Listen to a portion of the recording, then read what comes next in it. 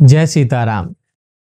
जब एक दुष्ट व्यक्ति दुष्टता करता है, गलत करता है, तो उस समय अविवेक के कारण, उसके अपने मद या अहम के कारण मैं गलत कर रहा हूं, मैं धृष्टता कर रहा हूं, दुष्टता कर रहा हूं, ऐसा बोध उसको नहीं होता।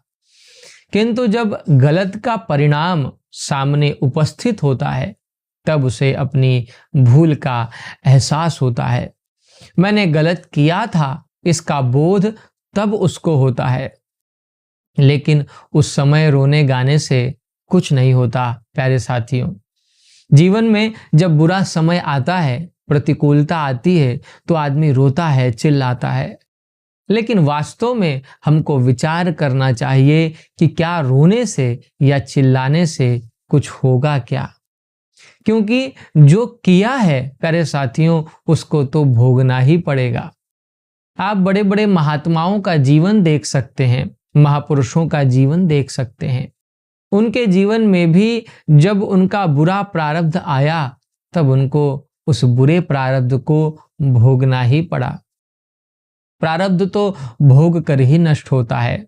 इसलिए उस समय, जिस समय आपके पूर्व दुष्कर्म आपको दंडित करते हैं, रोने से कुछ नहीं होगा।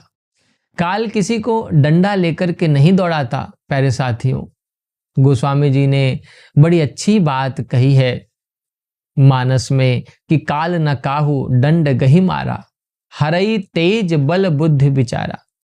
काल किसी को डंडा लेकर के नहीं दौड़ाता मारने के लिए, बल्कि जब उसे किसी को मारना होता है, तो काल उस समय उस व्यक्ति का विवेक हर लेता है, उसके विचार को हर लेता है। और इसलिए कवि रामधारी सिंह दिनकर कहते हैं कि जब नाश मनुज का छाता है, पहले विवेक मर जाता है। और मैं हमेशा इसीलिए कहता हूं, सबसे अनुरोध करता हूं कि भैया गलत और सही के बीच में भेद करना सीखें, अपने विवेक को जागृत करें। अन्यथा आप अपने मद में, अपने अहम में गलत करते जाएंगे, दुष्टता धृष्टता करते जाएंगे, और एक दिन जब उसका परिणाम मिलने का समय आएगा, उसका फल जब आपको मिलने का समय आएगा, तब आप उसको सह नहीं पाएंगे। और आप देखें कि संसार में ऐसा कोई भी व्यक्ति आज तक पूरे इतिहास में नहीं हुआ जो कि पाप कर्म करता जाए और उसे अपने उस पाप कर्म का फल ना मिले। जो पाप करेगा उसको उस पाप का दंड मिलेगा ही, क्योंकि प्रकृति की दृष्टि में प्यारे साथियों सब समान है। आप इस लोक में तो जो कानून व्यवस्था है उसकी आंखों में धूल झोंक सकते हैं, गलत करके एक बार आप बच सकते हैं। देखा होगा आपने कि कितना भ्रष्टाचार होता है देश में, तो आप भ्रष्टाचार का आश्रय लेकर के, घूस दे करके कानूनी प्रक्रिया को अपने अनुरूप भी कर सकते हैं। लेकिन आपकी यह घूस यहीं तक सीमित है। प्रकृति के अधिकार क्षेत्र में आपका घूस काम नहीं करता। प्रकृति के लिए तो सब समान है, क्या राजा और क्या भिखारी। इसलिए चाहे भिखारी गलत करे अथवा राजा, दंड दोनों को ही मिलना है, उचित दंड मिलना ही है। तो होता क्या है कि मान को, सम्मान को तो सब स्वीकार कर लेते हैं, दंड को कोई स्वीकार नहीं कर पाता। जब दंड मिलता है तो आदमी चीखने लगता है, चिल्लाने लगता है। तो आपको यदि ऐसा लगता है कि चीखने से या चिल्लाने से हमारे साथ ऐसा हो गया, हमारे साथ वैसा हो गया, काम बन जाएगा, तो भैया कुछ नहीं होगा। आप कुछ भी करें, आपको आपके पाप कर्मों का फल भोगना ही पड़ेगा।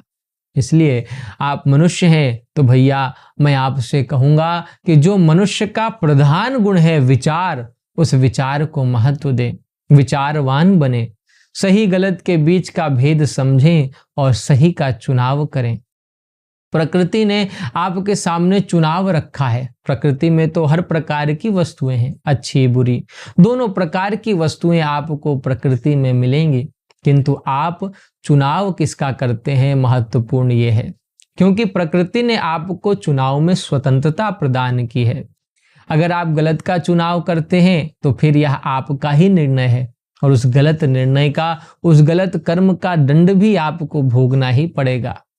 और इसलिए मुझे लगता है कि ऐसे समय में चिल्लाने से अच्छा है कि आदमी प्रायश्चित करे, ईश्वर का स्मरण करे और उससे कहे कि प्रभु मेरे द्वारा जो कुछ भी बुरा हुआ, गलत हुआ, अज्ञानता में हुआ, आप ऐसी कृपा करो कि मेरी अज्ञानता अब दूर हो जाए और आगे से मेरे द्वारा इस प्रकार का बुरा कर्म ना बने। ऐसा करने से यकीन मानिए प्यारे साथियों, आपको सुकून मिलेगा, शांति मिलेगी, लेकिन याद रखें भोगना तो आपको पड़ेगा ही। इसलिए मैं हर किसी को सांकेतिक दृष्टि से यह कहना चाहता हूं, अनुरोध करना चाहता हूं कि भैया भगवान की बड़ी कृपा है कि हमको अच्छा जीवन मिला है, अनुकूल परिस्थितियां मिली हैं, ऐसे में हमको उसका सदुपयोग करना चाहिए और पाप कर्म से, गलत कर्म से, बुरे कर्मों से बचना चाहिए, क्योंकि उसका जब परिणाम आएगा तब आप उसको भोग नहीं पाएंगे, बड़ा कष्टप्रद होगा वह परिणाम। अतः अपने मद को, अपने अहंकार को भगवान के चरणों में समर्पित कर दें और गलत कर्म करने से बचें, क्योंकि तभी आप सुकून और शांति का अनुभव कर पाएंगे। जय सीताराम।